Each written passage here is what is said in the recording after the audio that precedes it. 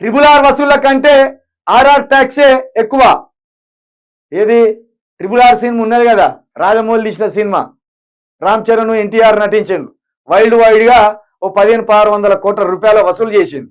ఆ వసూళ్ల కంటే ఆర్ఆర్ ట్యాక్సే ఎక్కువ. ఏది రేవంత్ రెడ్డి ట్యాక్సీ. మరి ఈ ట్యాక్స్ ఎత్తనమని తెలిసినప్పుడు ప్రధానిగా ఉన్న నువ్వు ఈ ట్యాక్సీ వసూలు చేస్తాన్న అక్రమార్కులను ఎందుకు పట్టుకోలేకపోతున్నావు?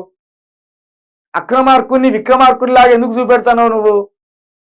అక్రమార్కుడే విక్రమార్కుడు కాదు అని ఎందుకు తీసుకపోయి లోపలెత్తలేవు నువ్వు? ఆయన ఓటుకున్నోటు కేసునేమో నువ్వు ముఖ్యమంత్రిగా చేసిన రాష్ట్రానికి బదిలీ చేసినావు. గుజరాత్ కోర్టుకు ఆయన ఓటుకున్నోటు కేసు వస్తే అక్కడ భద్రంగా దాచిపెట్టినావు. మళ్ళీ ఇప్పుడేమో అక్రమార్కుడు, అవినీతి పరుడు, దొంగ అంటాను. నువ్వేమో ఆయన విక్రమార్కుని చేయడానికి కేసులు ఏం తోడకుండా, కేసులు తెరపైకి రాకుండా కాస్తున్నది నువ్వే. మళ్ళా ఆర్ఆర్ ట్యాక్స్ చాలా ఎక్కువ అని చెప్తాను. మీరిద్దరు కలిసి జనాల ముందు జబర్దస్త్ డ్రామాల కంటే ఎక్కువ చేస్తాను మీరు. ఆయన ఏమో బడే బాయ్ అంటాడు, నువ్వేమో చోటే బాయ్ అంటావు. ఇద్దరిద్దరు కలిసి జబ్బలు రాసుకుంటారు, ఇద్దరిద్దరు కలిసి ఛాయలు తాగుతారు. ఆయన ఏమో ఓ న్యూస్ ఛానల్కు పోయి బడే బాయ్ అద్భుతంగా చేసిండు గుజరాత్ మోడల్ అని ఆయన గొప్పగా పోగొడతాడు. నువ్వు వచ్చేమో ఇక్కడేమంటారు ఆర్ఆర్ ట్యాక్స్ ఎక్కువ. అంటే ఈ ఎక్కువ ట్యాక్స్ వసూలు చేసి మరి నీకింత అక్కడ ఉన్న ఢిల్లీకి ఇంత పంపుతానా లేదా? అది చూడు. ఇంకా అంటే ఏంటంటే ట్యాక్స్ బాగా వసూలు చేస్తాను రేవంత్ రెడ్డి గారు, ట్యాక్స్ బాగా వసూలు చేస్తాను, వచ్చేది తక్కువ వస్తాను మా దగ్గరికి, మాకు కూడా కొంత ఎక్కువ పంపాలి అని గుర్తు చేస్తాను అన్నట్టు. ఇప్పుడు ఎక్కువ అన్నాడు కదా రేవంత్ రెడ్డి కూడా, అమ్మ ఎక్కువ వీళ్ళకి తెలిసిపోయిందా, మనం కొంచెం తక్కువ పంపుతున్నాం వీళ్ళకి మూటలు, ఈ కంచెలు ఎక్కువ పంపాలి, చెరి సమానం పంపాలి.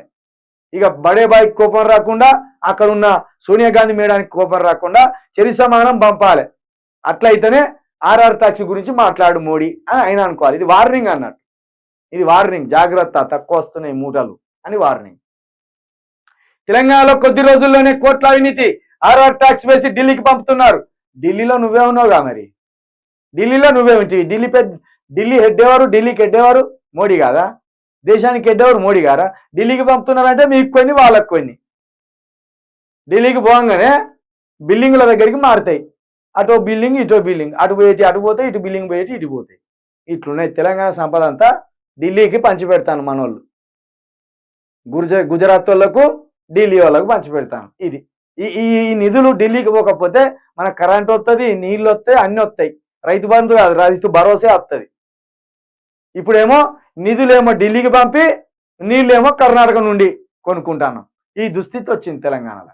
ఏం చెప్తాం ఇక, ఇంత దరిద్రమైన పాలన ఉన్నాక, ఇంత దరిద్రమైన ముఖ్యమంత్రి గారు వచ్చినాక ఏం చెప్తాం?